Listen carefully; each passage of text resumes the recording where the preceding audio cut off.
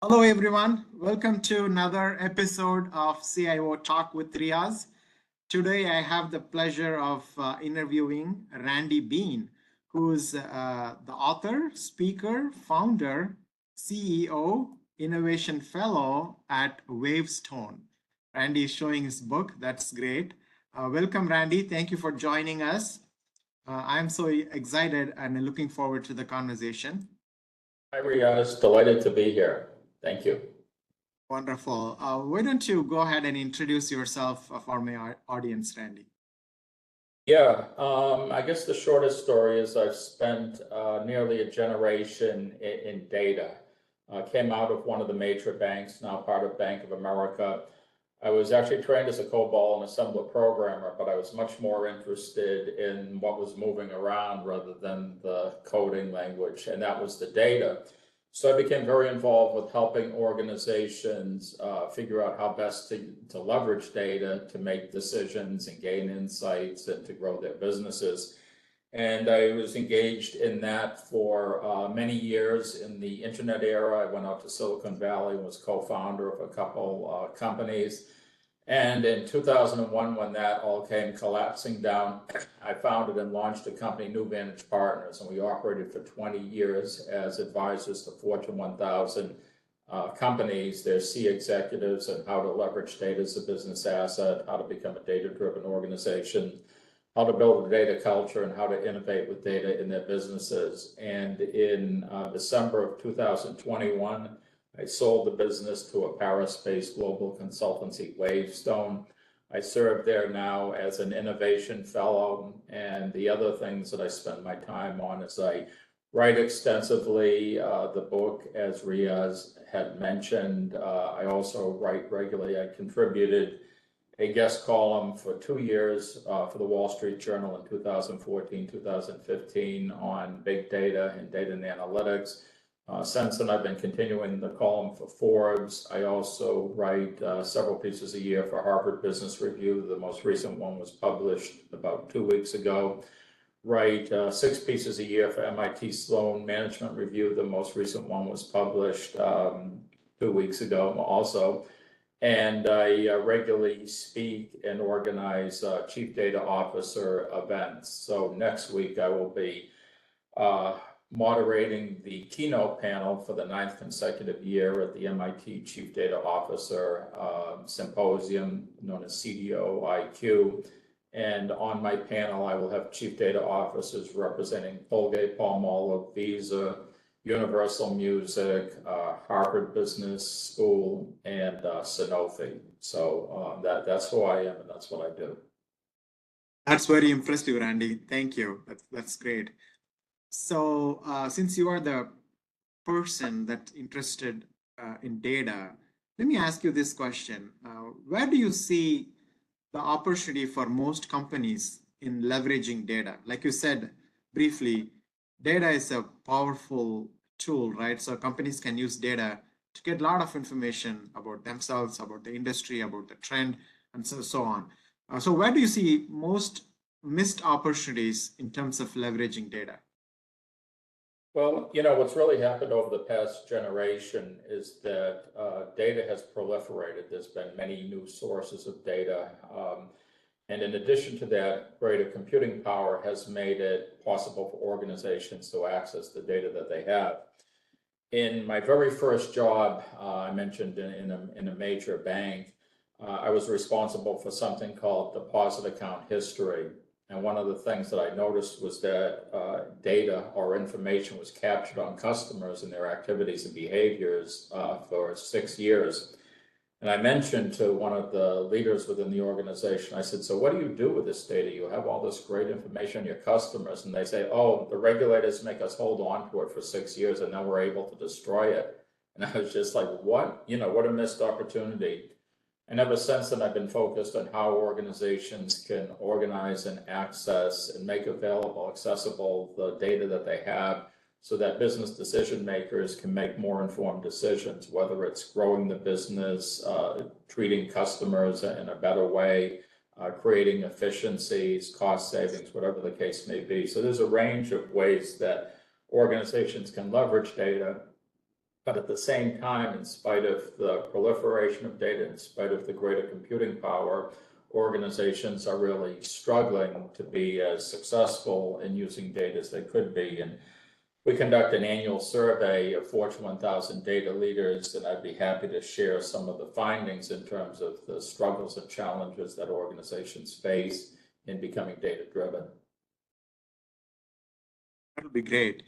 Yeah. So deriving business value from data and analytics investment is a key thing which a lot of companies just miss the opportunity, right? So what's your recommendation in terms of if you were to, I know that you work with thousands of organizations, Fortune 1000 to be specific. What specific things do you recommend for companies to derive business value out of their data? Yeah, so have been conducting a survey, as mentioned, of Fortune 1000 data leaders for the past 12 years.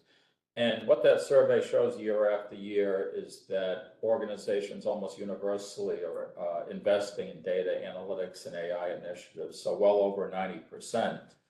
But the findings in terms of their progress are disappointing in many respects. So we asked, for example, are you driving business innovation with data? 59.9% say yes, positive in the things. We have analytics. Only 40.8% say yes, so under half, a little bit disappointing. Are you managing data as a business asset? Only 39.5% say yes, so again, about 2 in 5, little disappointing. Have you created a data-driven organization? Only 23.9% say yes, so just under a quarter, a lot of room for improvement. And have you established a data culture? Only 20.6%, roughly 1 in 5 say yes. So there's both good and bad news in this. The bad news is, in spite of the level of investments over many years, organizations continue to struggle to deliver business value from the data and analytics investment. The good news is that there's plenty of upside and plenty of opportunity. So often I'm asked, why is it that organizations struggle? And my most recent Harvard Business Review article that I mentioned was 2 weeks ago. It talks about why chief data and analytics officers are often set up to fail.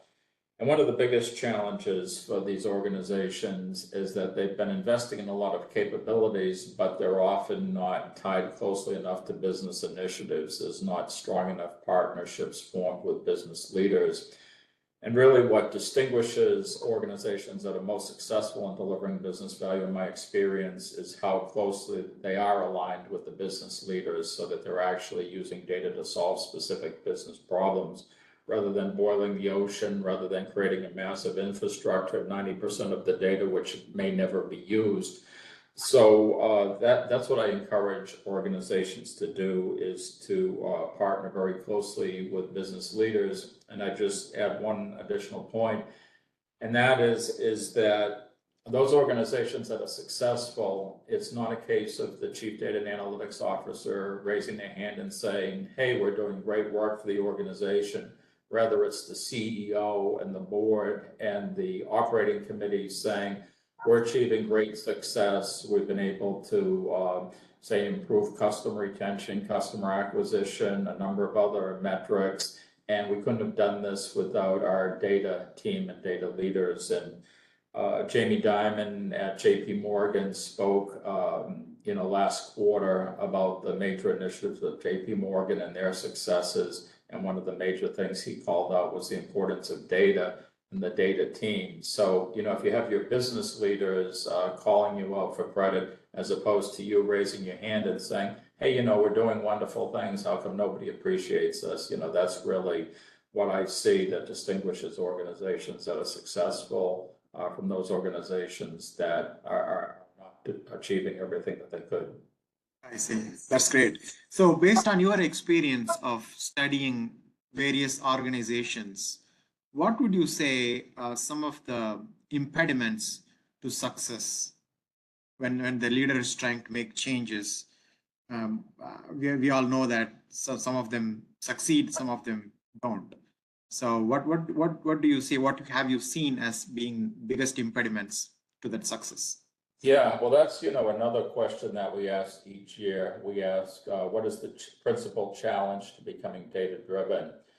And consistently, well over 80%, some years as high as 90% of organizations cite culture, people, process, organization, change, and only 10 to 20% cite technology limitations. So what that suggested is that there's an abundance of great technologies, but where organizations really struggle is everything that's associated with change and transformation, particularly if you're a legacy organization, you've had success over decades, generations, maybe a century or more operating successfully in your business, and now you're trying to transform in some ways.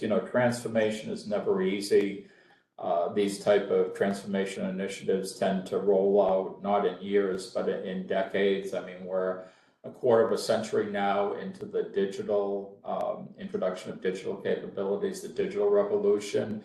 And even though digitally native companies, the Amazons, Googles, Facebook, et cetera, have prospered, traditional Fortune 1000 companies are still incorporating and expanding their digital capabilities a quarter century later. So for established companies, it's a challenge. And, some of the reasons it's a challenge is that you need to change not only business processes, but you need to change people's behaviors. And often organizations say, we're happy to change and we're happy to have people change. But when it comes to those individuals themselves having to change, people are often much less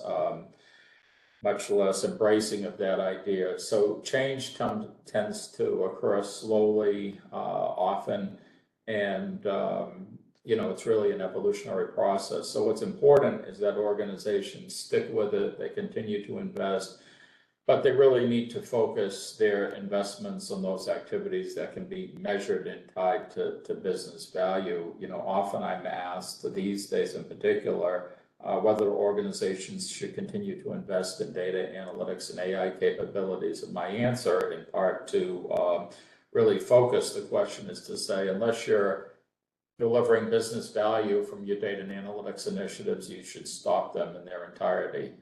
So the point being is, you really need to take a critical look.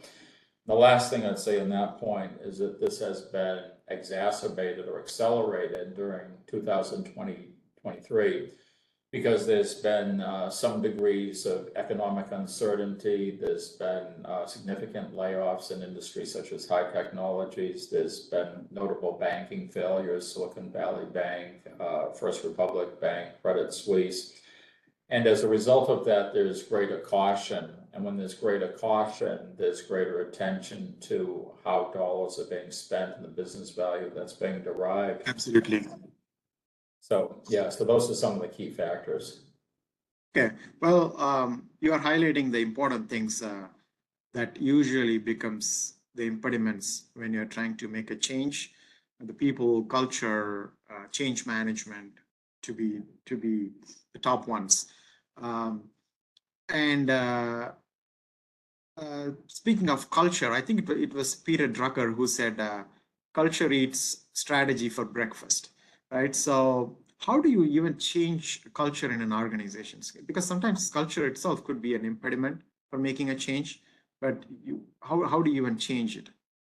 Yeah, that's interesting that you use that quote, because in my book, I have, I guess they call them an epigram, which is the quote that starts each chapter. And in this book, chapter 5 is called The Great Challenge, Establishing a Data Culture. And it starts off with the quote from Peter Drucker, culture eats strategy for breakfast. So maybe you could say that great minds think alike. But you point to the issue of change management. And, there's really a significant configuration of business processes that needs to take place for organizations to really deliver the full value that they can from the data capabilities that they have.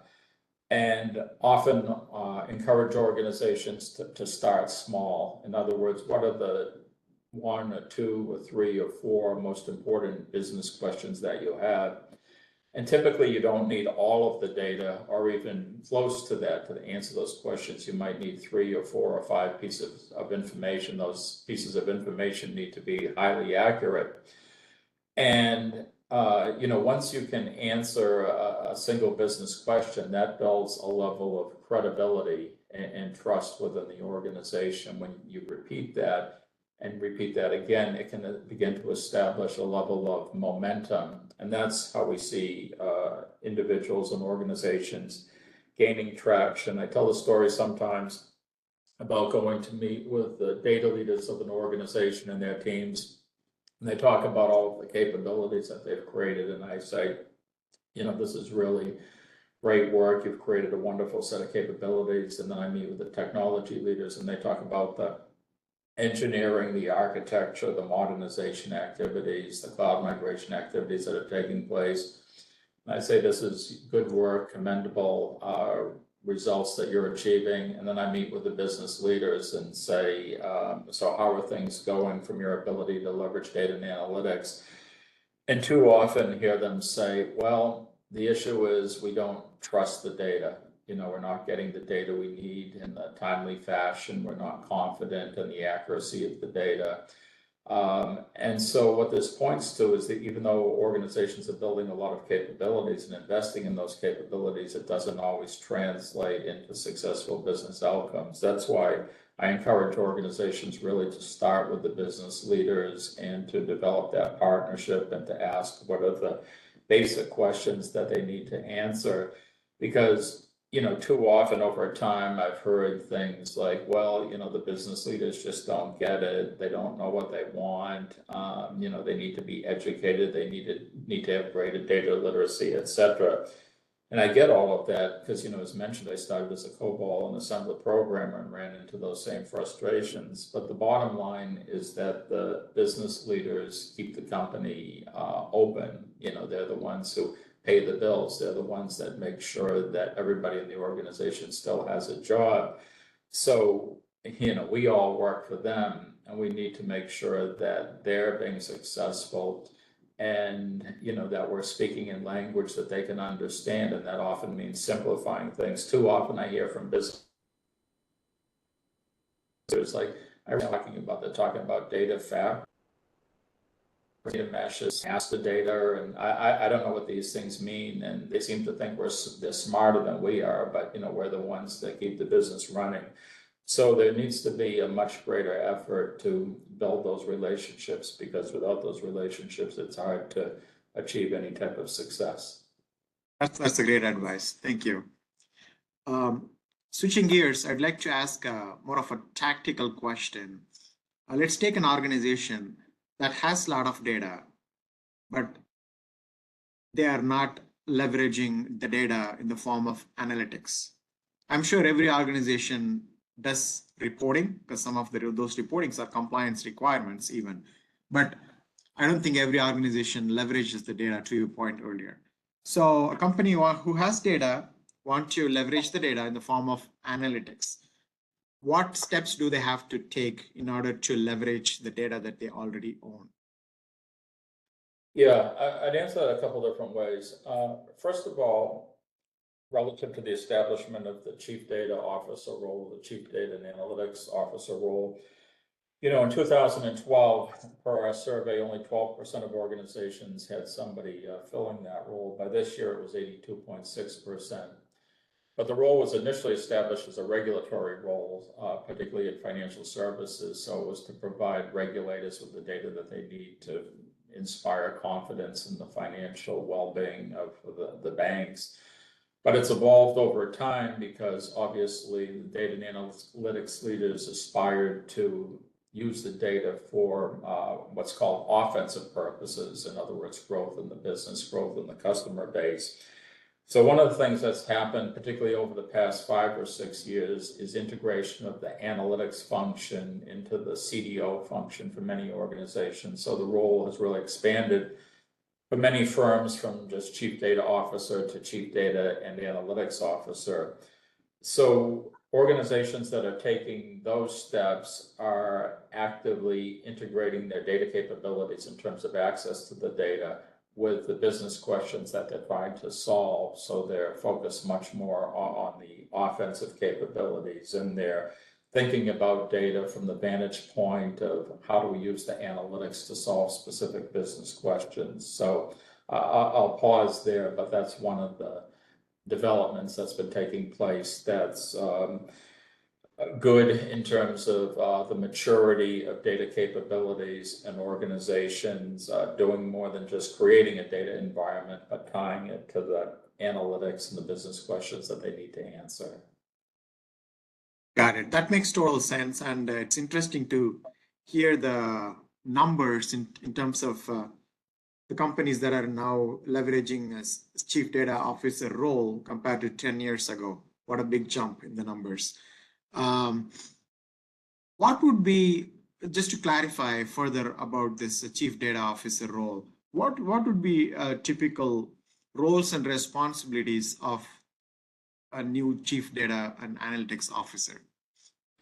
Yeah, that's a great question, because we ask a lot of questions of this kind precisely. Like, for example, one of the questions that we ask is, what is the primary responsibility of the chief data officer within your organization? And the responses this year were 48.1% said it was to develop the data strategy for the organization. And then various other answers were 16% said it was to deliver analytics to the organization. 14% said it was to develop the data governance policies and practices. 12% said it was to develop the data management capabilities. You know, we asked whether analytics is part of the chief data officer function now.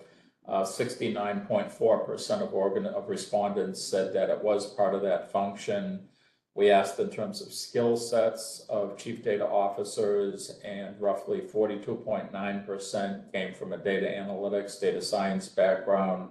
33% came from a data management, data governance background, and 23.8% said other backgrounds. And there's one other selection of data that I'll share with you.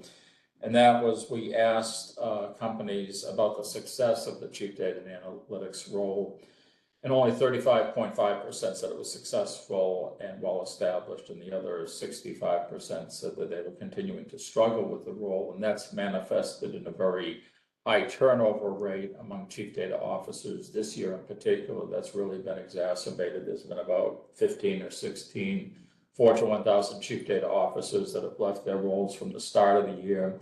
And then lastly, we asked whether the CDO, CDAO role was well understood in their company, and only 40% said that it was. So the point in all of this is it's a new role in the scheme of things. It's nascent. Organizations are learning from experiences. No one-size-fits-all blueprint, much in the same way as a generation ago. The CIO role was relatively new, and there was the joke that CIO stood for career is over. So, you know, it takes time for these organizations to really figure out how to be successful and what the roles and responsibilities and reporting relationships should be. Thank you, Randy. I love the fact that you have your data sheet handy and you're referring to those numbers right then and there. That's awesome. Yeah, can you continue going? So the first step in the transformation is to establish a chief data and analytics officer.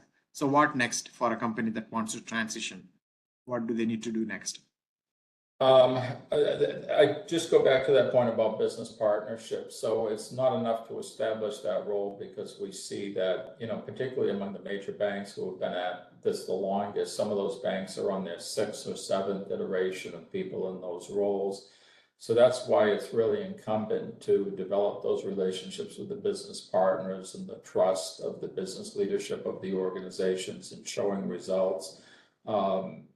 The CDAOs that have the longest tenures are the ones that are doing that. So, you know, my advice right out of the gate is to go to the business, ask them what their needs are, ask them how, from their perspective, they can be leveraging data to make more informed decisions in terms of serving customers, growing the business, creating operating efficiencies, and then work with them, even if it's a small problem that requires a very small subset of data.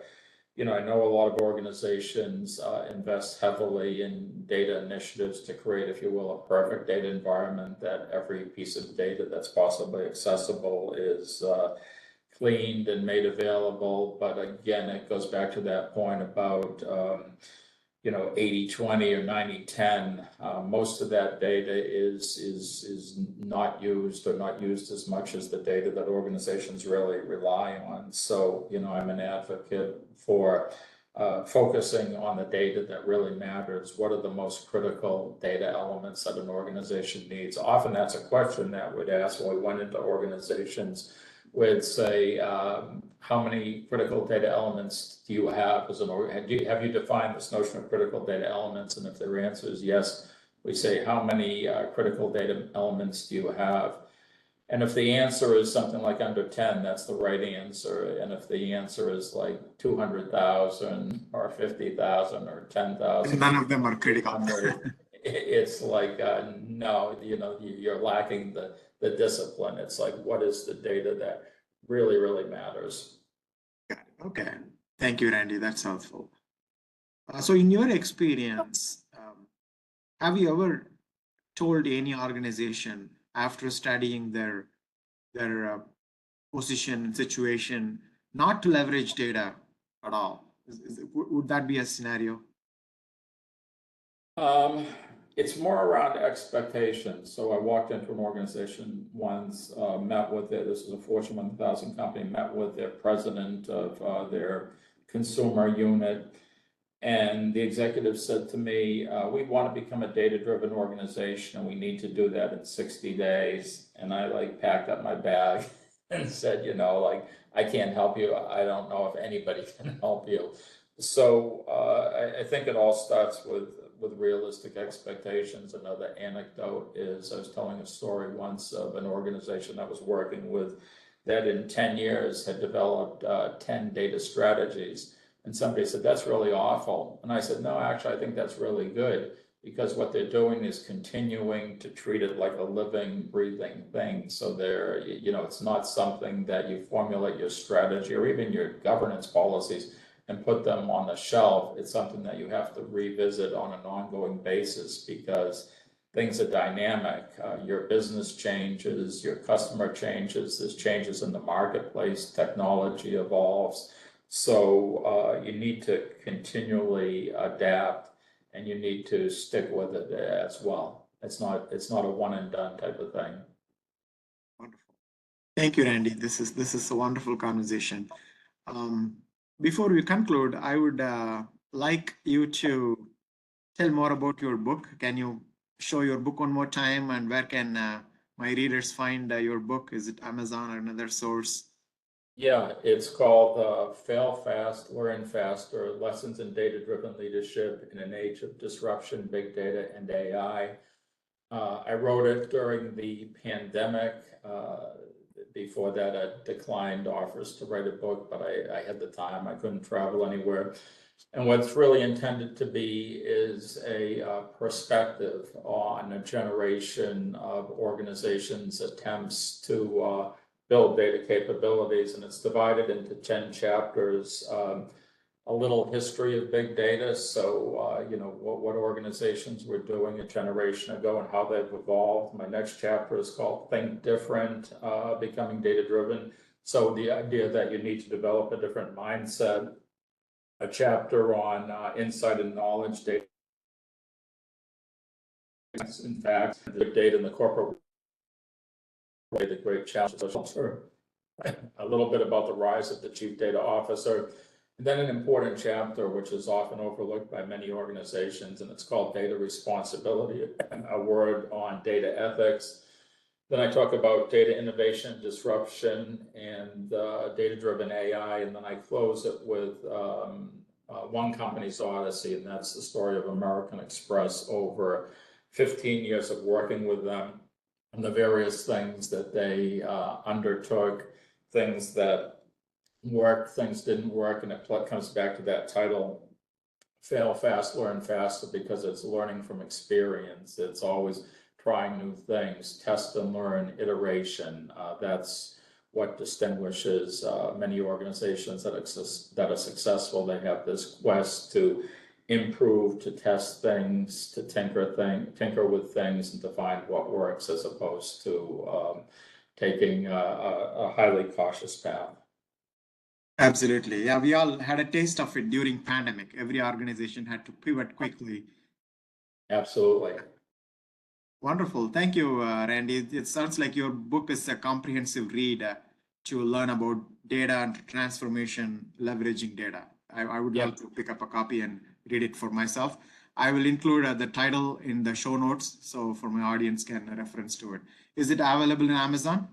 Yeah, it's available on Amazon, and various organizations and Fortune 1000 companies have done bulk purchases that they've shared with their executive teams. And there's a distributor, Porchlight Books, that handles larger multi volume purchases at a discount.